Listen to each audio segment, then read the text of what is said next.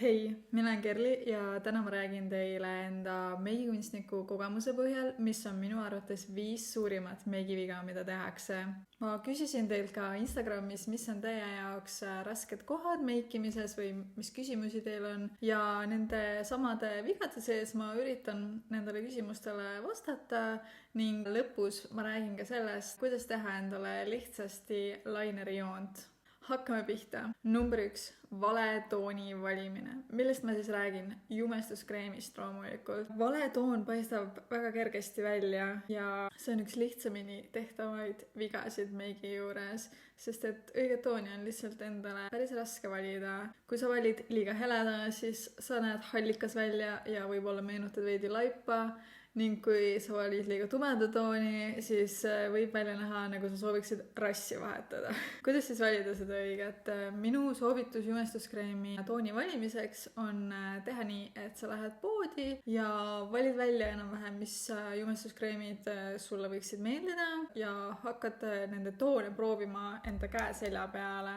Miks just käe-selja peale, mitte näo peale, sellepärast, et minu arvates jumestuskreemi tooni peab valima väga palju kehatooni järgi. Miks kael näiteks ei sobi selle tooni võtmiseks? Kuna suvel me saame päikest ülevalt poolt, siis meie kaelad on valgemad kui näiteks dekoltee ja sellepärast ma pigem soovitangi keha järgi valida seda tooni. Seega proovi käe-seljale erinevaid toone, jäta meelde, mis on mis ja mine õue koos taskupeegliga ning võrdle neid toone enda näonahaga, enda kehatooniga ja vali välja kõige sobivam. Nii on väga lihtne tegelikult sellele õigele toonile pihta saada ja miks just õue, sest et õues on naturaalne valgus ja sa näed ka seda, kui näiteks toonid peaksid oksüdeeruma, sest et vahest jumestuskreemi toonid kuivades võivad muuta veel värvi päris palju. Ja selle meetodiga on ka võimalik ära näha, kui jumestuskreem on näiteks liiga kuiv sinu jaoks, kui ta hakkab siin käe peal kiskuma ja tunned, et ta läheb väga kuivaks, siis järelikult on liiga matt sinu jaoks ja võib-olla sa peaksid midagi niisutavamat või siis midagi vahepealsemat endale välja valima. Number 2. Liiga palju meiki korraga. No krohvikiht, see on Aga võti on selles, et lihtsalt kasuta igat toodet võimalikult vähe, nii palju, et ta kataks, aga mitte rohkem. Kui sa näiteks muretsed sellepärast, et su mingid armid, punnid saaksid kaetud, siis pigem kanna näole õhukekiht ja nendele üksikutele kohtadele, mida sa soovid rohkem peita, lihtsalt tupsuta näiteks švammi otsaga lokaalselt juurde ja ürita see ära hajutada. Ära pane liiga paksu kihti, sest et see on väga kergesti nähtav ja see muudab meigi ebaloomulikuks ning sa ummistad lihtsalt enda nahka üleliia selle paksu kihiga. Ja üks nipp, kuidas saaks selle kihi võimalikult õhukeseks, on see, et kasuta näiteks jumestuskreemi pealekandmiseks kas niisket meigisvammi või siis duofiber pintslit, mis näeb siis siukene välja. See annab hajutades hästi mõnusa õhukese kihi ja niiske švammiga täpselt samamoodi me ei pane tegelikult väga seda üle, sest et ta võtab selle liigse toote enda sisse. Mitte piisav hajutamine. Randid, need randid. Me kõik jällegist oleme mõnusalt nende teravate kontuurjoontega ringi käinud, siis kui see tuli, siis lihtsalt kõigil olid nagu konkreetsed triibud siin.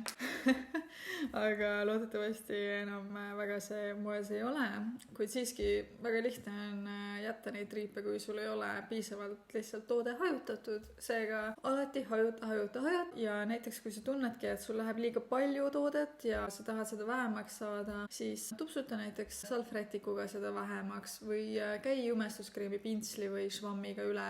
See aitab ka hajutada neid rante õrnemaks. Ja kui sa kannad jumestuskreemi peale, siis ära pane niimoodi endale igale poole täpid valmis ja siis hakkad ühest nurgast hajutama. Pigem pane kuskile alusele jumestuskreem ja iga ala jaoks võta uuesti sealt seda juurde, sellepärast et kui sa paned need täpikesed ja hakkad ühest otsast hajutama, siis siin nad juba kuivavad ja kui sa lõpuks nendeni jõuad, siis alus osa on juba ära kuivanud ja võib tekkida siuke väga kahtlane laik siin, mida sa ei suuda väga kergesti ära hajutada, sest et on juba kuivanud. vanaks läinud toodete kasutamine. Väga lihtne on seda viga teha, kui me ei jälgi seda hetke, millal me hakkasime toodet kasutama ja lihtsalt sa ei kasuta seda toodet ära selle aja sees, mis on tegelikult ette nähtud, siis me võimegi sealt kuupäevast nii-öelda üle minna. Eriti kiiresti lähevad vanaks pigem kreemtooted ja miks see ohtlik üldsegist on või halb, sest et nende keemiline koostis võib muutuda su näonahale ohtlikuks, võib tekitada ärritusi, ummistusi. Nad ei pruugi ka enam toimida nii, nagu nad peaksid, ehk siis jälgi alati seda märki siin ja jälgi, millal sa avasid toote. Näiteks kui jumestuskreemil on seal peal 6M, siis see tähendab, et seda võiks kasutada avamise hetkest 6 kuud ja tihtipeale kreemtoodetel võib ka lõhn muutuda, et ka sellest saab aru, kui meik on halvaks läinud. Puudreid võib kasutada tavaliselt paar aastat, aga siiski ei ole ka mõistlik neid näiteks üle 3 aasta minu arvates kasutada. Pintslite ja švammide mittepesemine. No seda kahjuks tehakse vist päris palju. Unustatakse neid piisavalt tihti pesta. Pestakse ikka, aga mitte lihtsalt piisavalt tihti. Mina pesen alati peale igat kasutuskord kreemtoodete pintslid ära ja puudri omad siis üle 2 korra maksimum. Mustad pintslid ja švammid, nad ei anna lihtsalt seda sama tulemust, mis annavad puhtad. Ja nad võivad sisaldada ohtlikku kogust baktereid, sest et meiki peale kandes sa võtad nendesse pintslitesse su nahal olevad bakterid ja nad võivad seal paljuneda ja see kokkuvõttes ei ole mitte kuidagi su näonahale hea, kui sa hiljem lähed tagasi selle sama pintsliga ja seal on juba mitmekordistunud see bakterite hulk. Ja mustade pintslite kasutamine võib soodustada naha ummistust ja ka aknet, et kindlasti kasutame puhtaid pintsleid, on ju. Kuidas kõige lihtsam on neid pesta, on minu arvates klassikalise valge seebiga. Lihtsalt muretse pintslite jaoks kindlasti eraldi seep, ära kasuta sama seepi, mida sa kasutad kätepesuks, sellepärast et kätepesuseebi peal on jällegist mingid bakterid, mida me ei taha sinna pintslite sisse saada selle pesuprotsessiga. Nii, aga ma tegin siis Instagrami ka võimaluse panna üles küsimusi, mis teil on meigi kohta ja mul on väga hea meel, et te ikkagist kirjutasite ja vastasite sinna. Peamised küsimused olidki siis jumestuskreemi kohta. Ma loodan, et ma vastasin endale siin juba eelnevas osas, aga vaatame korra veel üle.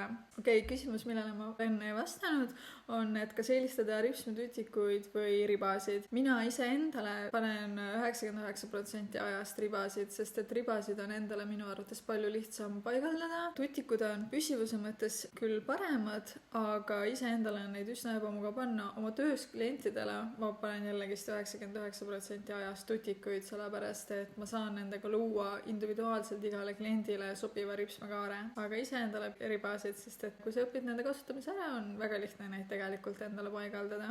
Üks küsimus, mida ma siin veel tähele panen, et nina pealt kulub meik kiiresti maha. Siin võib olla väga palju mitmeid põhjuseid, ka see, et see nahk seal peal ei ole piisavalt värske nii-öelda. Nina peal võib tekkida selline kiht, mis meenutab natukene kilejast tekstuuri ja see ei võtagi meiki enda külge väga hästi. Seega tasub lihtsalt koorida näiteks, mitte igapäevaselt, aga ütleme siis seal 2-3 korda nädalas. Teine võimalus on veel kasutada matti aluskreemi sinna alale ja kui sa paned meiki peale, siis alati tupsutades, mitte nühkides.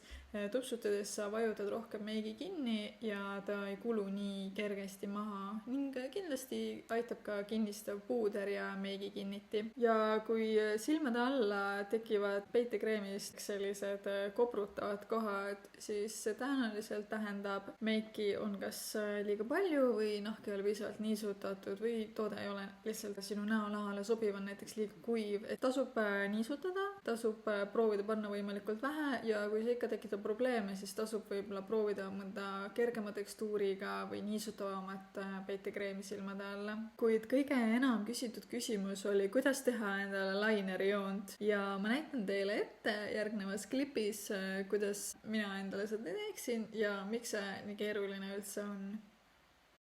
Silmade all sellised värskendavad padjad.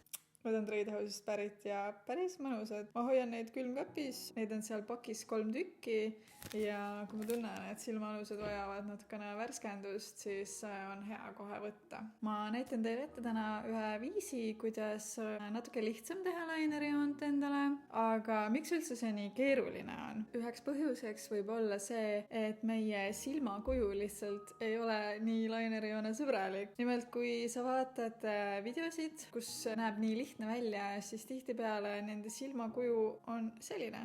Ehk siis neil ei ole siin välisnurgas seda murdejoont, aga eestlastel väga tihti on millegipärast geenid. Aga see ei tähenda, et lainerjoont üldse teha ei saaks. Ja miks see üldsegi segab? Kui me teeme nii alla vaadates ilusa sirge joone siia, aga vaatame siis otse, siis see ilus sirge joon muutub kõveraks lihtsalt ja teeb silma hoopis kurvemaks. Ma kasutan siis musta, sellist väga klassikalist, pigem on see kõva otsaga lainer. Esiteks, kui sa hakkad üldsegi seda joonistama, siis proovi laineri otsa toetada oma ripsmete vastu ja siis liigu vastu nahka. Nii sa saad kõige lähemale.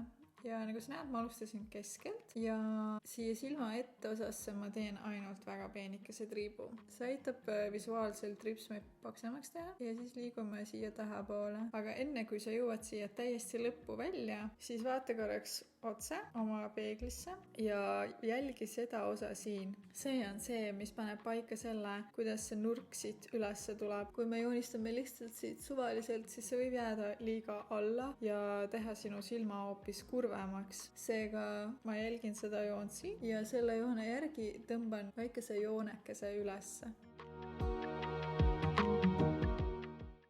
Täpselt nii pisikese. Ja nüüd ma vaatan otsepeeglisse ja selle sama joone järgi teen punkti siia juba järgmise lao osa peale siis, kuhu ma tahan, et see lainerjoon välja jõuaks.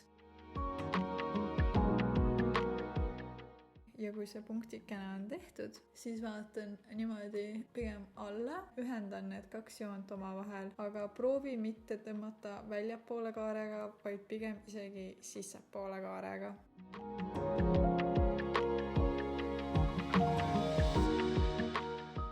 Nii, ja nüüd kui ma vaatan otsa, siis see joon tuleb pigem ülesse, nii nagu ma tahan, aga ta ei näe päris sirge veel välja. Siis nüüd lihtsalt otse vaadates üritame seda parandada.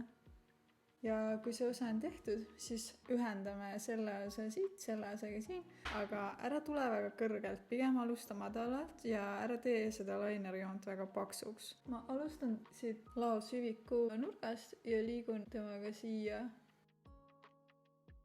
Ja täidad kõik tühjad kohad ära. Nii, hakkab looma, midagi hakkab siia nurka tekkima.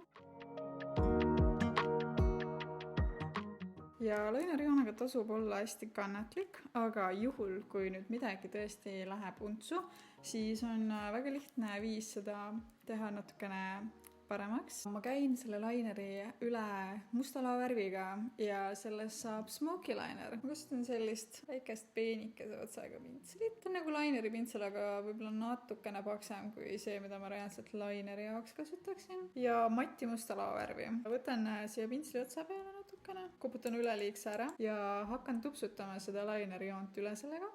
Alustad jälle ripsme piiri lähedalt. Ja liigud järjest ülespoole. Ja nüüd selle ääre peal, kus sul võib-olla mingi jõnksatus tekkis või ei näe see lihtsalt nii ilus sirge välja, siis selle lõpu ääre peal hakkad tegema selliseid väikeseid tõmbeid laovärviga ja niimoodi me hajutame selle ilusaks smoky lineriks. Üks silm ongi tehtud. Kui sul näiteks ikkagist tuli liiga alla siit see lainer, siis selleks on väga lihtne nipp. Vati padjakene, lõikate poole sirgelt ja siis meigi emaldajaga võtad natukene siia padja peale seda meigi emaldajat ja siis lihtsalt tõmbame selle laineri joone sirgeks.